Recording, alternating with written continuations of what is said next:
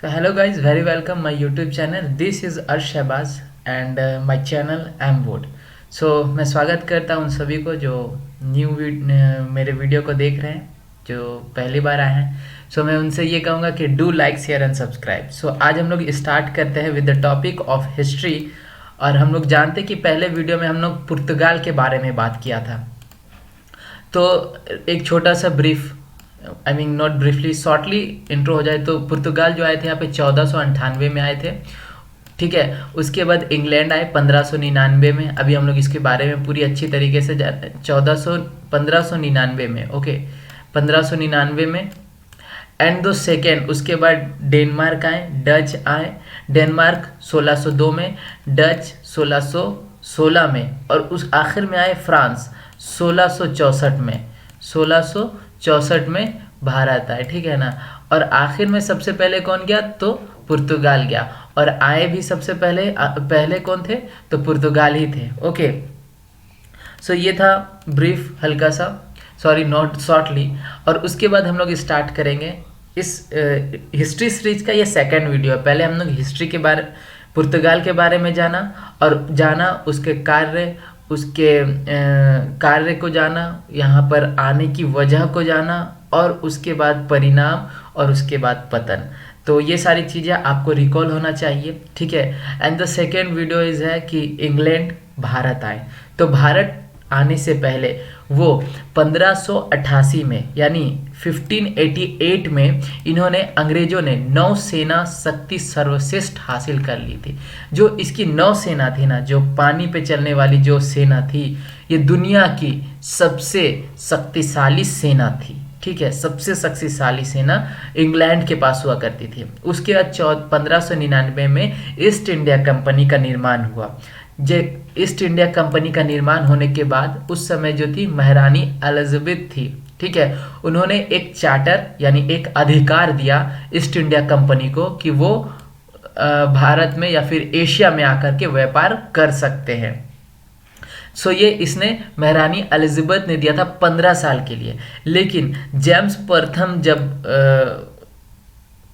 प्रथम जब बने वहाँ के किंग, तो उन्होंने व्यापारिक अधिकार तो प्रदान किया ही, लेकिन असीमित समय के लिए इन्होंने व्यापारिक एक अधिकार प्रदान कर दिया ईस्ट इंडिया कंपनी को. ओके. इसके बाद से यहाँ पर से क्या होता है कि इनका एक तरफा अधिकार ब्रिटिश ईस्ट इंडिया कंपनी के हाथ में चले जाती है. उसके बाद आप जानते हैं कि क्या होता है, वो बाकी हम आगे चर्चा करेंगे. बस हम सिर्फ आज जानेंगे ब्रिटिश के बारे में, उन्होंने क्या क्या कार्य किए थे. ठीक है ना. तो सबसे पहले 1608 में मुगल सम्राट जहांगीर के समय सूरत में प्रथम व्यापारिक केंद्र की स्थापना की. देखो भारत जो था, भारत में अगर पूछा जाए कि प्रथम व्यापारिक केंद्र कहाँ स्थापित किया गया था अंग्रेजों को द्वारा. ठीक है. तो प्रथम व्यापारिक केंद्र जो है सबसे पहले स्थापित किया गया था अंग्रेजों के द्वारा सूरत में. लेकिन जो सेकंड है, ओके, जो मतलब सेकंड इट मीन्स जो ये भारत है, भारत को हम लोग दो हिस्सों में बांट देते हैं, एक नॉर्थ एक साउथ में. ठीक है ना. तो जब नॉर्थ और साउथ में हम बांटेंगे, जैसे ये भारत है सपोज दैट, तो ये साउथ का एरिया है. तो साउथ में सबसे पहले मसूलीपट्टनम में इन्होंने अपना किला का निर्माण बनाया था.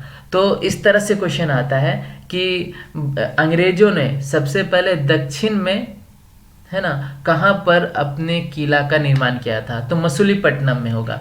और अगर इस तरह पूछा है कि सबसे पहले अंग्रेजों ने किला की स्थापना कहाँ किया था, तो प्रथम किला सूरत में किया गया था. ठीक है. सूरत में किया गया था. फिर 1698 में गोविंदपुर सुल्तानती, ये सुल्तान अति हो गया है जो कि गलत है, ये सुल्तानती होगा. ओके.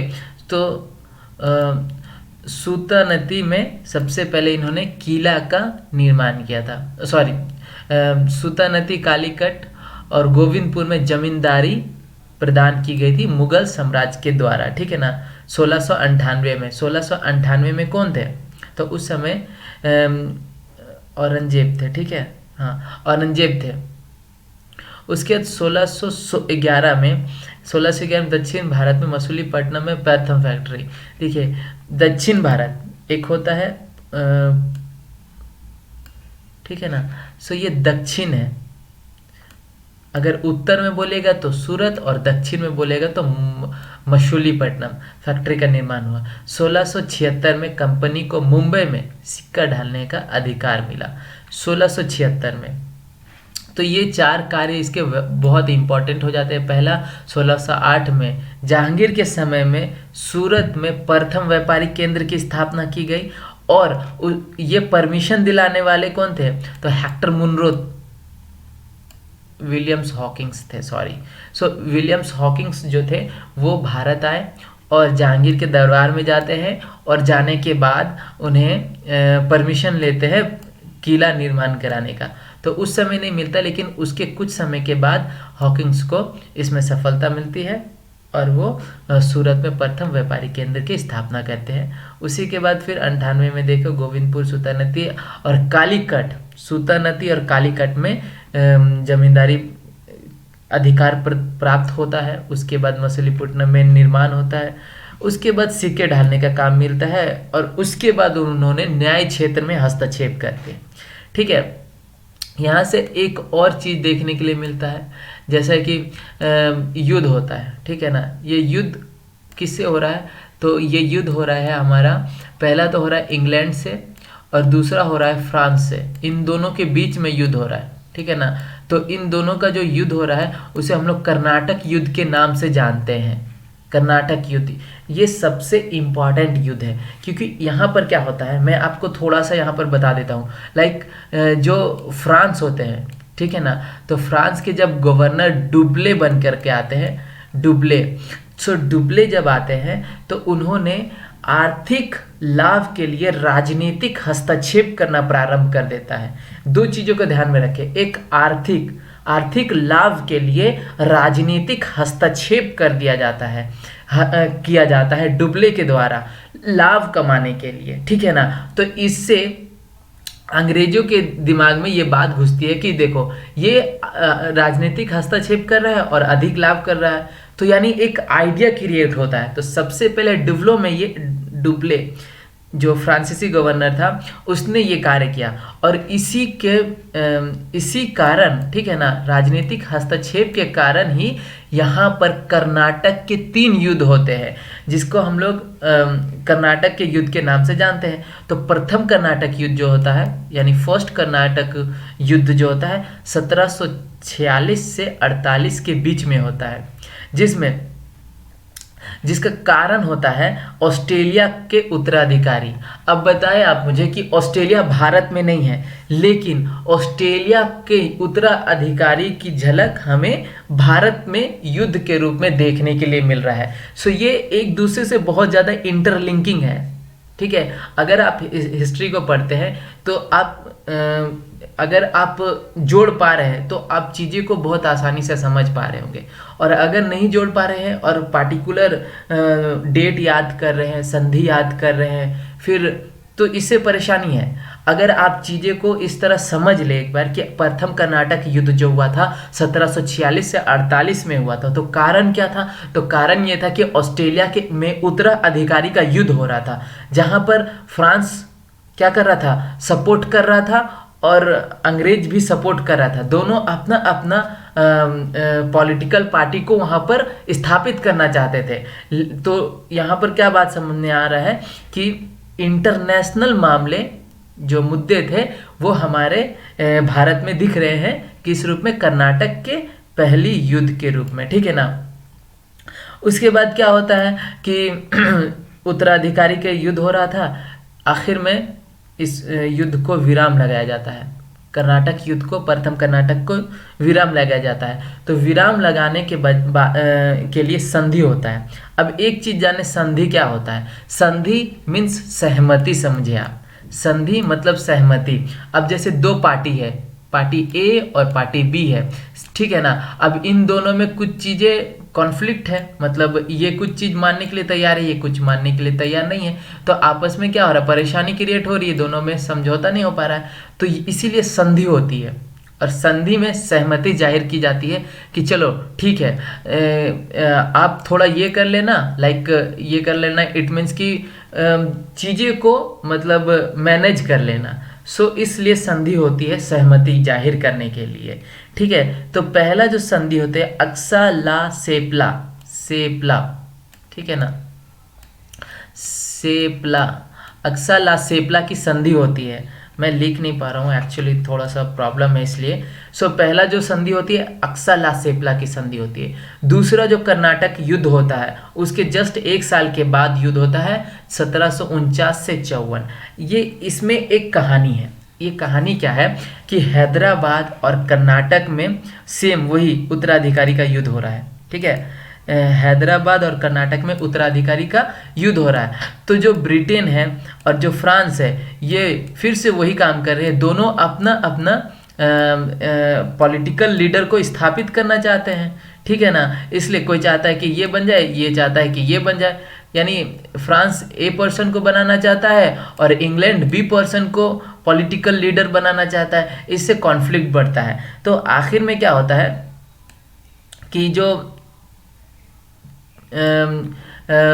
चीज़ें होती हैं, लाइक फ्रांस जो होता है वो चंद्र साहब को सपोर्ट कर रहा होता है और इंग्लैंड जो होता है वो नासिर जंग को सपोर्ट कर रहा होता है। जिससे क्या पता चलता है बाद में कि इंग्लैंड को इस युद्ध में बढ़त मिलती है। बढ़त मिलने का कारण ये होता है, देखो मैंने अभी बहुत सारी चीज़ को नोट नहीं किया, लेकिन मैं बोल रहा हूँ, तो मैं जो बोल रहा हूँ आप उसको सुन करके और नोट डाउन करने की कोशिश करें, क्योंकि मैं सारी चीज़ें तो पीपीटी में बना नहीं सकता क्योंकि बहुत ज़्यादा टाइम लग जाता है और अभी ऐसा कुछ है नहीं। सो अगर आप जो भी मतलब इंटरेस्टेड है, जो सीखना चाहते हैं, जानना चाहते हैं, सो मैं जो बता रहा हूँ उसको आप ध्यान करें और मेरे जो की पॉइंट्स है उसको नोट कर लें। मैं यहाँ पे कारण बता रहा हूँ, ठीक है ना, कि जो हैदराबाद और कर्नाटक में युद्ध हो रहा था, तो युद्ध हो रहा था उत्तराधिकारी का, और फ्रांस सब चाह रहा था कि ए पर्सन बैठ जाए और जो इंग्लैंड चाह रही थी वो बी पर्सन बैठ जाए। लेकिन आखिर में क्या होता है कि इंग्लैंड को इस युद्ध में बढ़त मिलती है और वो इस बढ़त में पौंडीचेरी की संधि करता है। ठीक है ना, लेकिन इस बढ़त मिलने का कारण क्या होता है हम ये चीज़ को जानते हैं। तो अगर हम इसको कोर में जानेंगे, यानी इसकी हम अगर गहराई से अगर हम जानने की कोशिश करेंगे कि इसका रीज़न क्या था हारने का, तो जो फ्रांस था, जो फ्रांसीसी कंपनी थी, वो एक सरकारी कंपनी थी। सबसे पहला बात तो यही है कि ये एक सरकारी कंपनी थी। अब सरकारी कंपनी है तो इसका मतलब ये है कि ये जो निर्णय लेगा ये स्वतंत्र होकर निर्णय नहीं ले सकता, यानी निर्णय लेने में इसे अपने सीनियर, अपने उच्च अधिकारी से बात करना पड़ेगा, उसके बाद ये निर्णय लेगा। तो निर्णय लेने में लेट होता था और उसके बाद जैसे चीज़ें निर्णय ले लेने के बाद इम्प्लीमेंट किया जाता है, सो इम्प्लीमेंट में भी टाइम लग जाता था। तो सबसे बड़ा यहाँ पे रीज़न ये होता था। और एक पॉइंट ये था कि जो अफसर थे, उच्च अधिकारी के जो अफसर थे, वो आपसी सहमति में, यानी आपसी भेदभाव था। ठीक है ना, तो ये सारी कारणें थे जिसके कारण फ्रांस को सामना करना पड़ता है सेकेंड में कर्नाटक युद्ध में हार नहीं कह सकते, इसमें इंग्लैंड को बढ़त मिल जाती है। ओके, सो ये सेकेंड कर्नाटक युद्ध इस तरह ख़त्म होता है। थर्ड जो होता है वो काफ़ी मतलब देखा जाए तो एक तरह से मज़ेदार होता है, क्योंकि यहाँ पर इस थर्ड युद्ध में, थर्ड कर्नाटक वॉर में क्या होता है कि पेरिस की संधि में यहाँ पर से युद्ध विराम होता है। लेकिन इसके पीछे का कारण जाने तो ऑस्ट्रेलिया एवं पासा के बीच युद्ध हो रहा था। ऑस्ट्रेलिया आप जानते हैं कहाँ है, यूरोप के सामने। ऑस्ट्रेलिया इज नॉट ऑस्ट्रेलिया, होगा ये होगा ऑस्ट्रेलिया। ठीक है ना, आप देखेंगे यहाँ पे मैंने एक और चीज़ मिस्टेक किया है, लाइक यहाँ पे ऑस्ट्रेलिया नहीं होगा, यहाँ पे ऑस्ट्रेलिया होगा। ऑस्ट्रेलिया और ऑस्ट्रेलिया में अंतर ये है कि ये जो ऑस्ट्रेलिया यहाँ पे मैंने लिखा है वो एक कॉन्टिनेंट है। ठीक है ना, वो ये एक कॉन्टिनेंट है और ऑस्ट्रेलिया एक यूरोप के अंदर आने वाला एक कंट्री है, तो ये अंतर है। तो ऑस्ट्रेलिया और पासा के बीच में युद्ध हो रहा था और युद्ध में जो था ऑस्ट्रेलिया को सपोर्ट कर रहा था कौन, फ्रांस, और पर्सा को सपोर्ट कर रहा था इंग्लैंड, ठीक है ना, इंग्लैंड सपोर्ट कर रहा था। अब जान सकते हैं इसका परिणाम क्या हुआ होगा, फिर से यहाँ पर किसको बढ़त मिली होगी, इंग्लैंड को, और पेरिस की संधि की गई होगी, ठीक है। और पेरिस की संधि किसके साथ की गई थी, तो यहाँ पर डुब्ले को हटा दिया गया था और उसके जगह पर न्यू गवर्नर बने थे गेहुआ, और इंग्लैंड के तरफ से थे हेक्टर नहीं सॉरी, मैं भूल रहा हूँ एक्चुअली अभी, ठीक है। सो दूसरा अगर हम यहाँ पर मैंने इसी चीज़ को दिखाया है, प्रथम कर्नाटक 1746 से 48 के बीच में हुआ था, जिसमें ला सैपला की संधि की गई थी इंग्लैंड और फ्रांस के बीच में। सेकेंड वही हुआ था कि कर्नाटक के उत्तराधिकारी का युद्ध था, जिसमें क्या हुआ था कि इंग्लैंड सपोर्ट कर रहा था चंदा साहब को, और दूसरा जो इंग्लैंड था वो सपोर्ट कर रहा था नासिर जंग को, ठीक है। So okay, this is end of the video. I hope कि आपको इंग्लैंड के बारे में कुछ समझ में आया होगा और अच्छा लगा होगा, तो do like share and subscribe my channel, and this is my Telegram channel एमवुड ऑल्सो। सो मैं लिंक नीचे दे दूंगा, अगर आप वहाँ पर PDF चाहते हैं तो ऑफकोर्स आप ज्वाइन करें, वहाँ पर PDF आपको मिल जाएगा।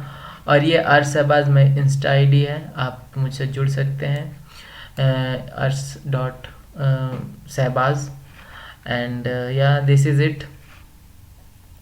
अगर आपको पसंद आ रहा है मेरे video, do like share subscribe please दोस्तों, क्योंकि मुझे मोटिवेशन मिलता है आपके लाइक एंड शेयर सब्सक्राइब से। So please do it.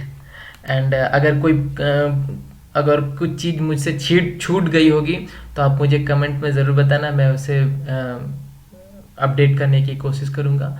Thank you so much for watching this video.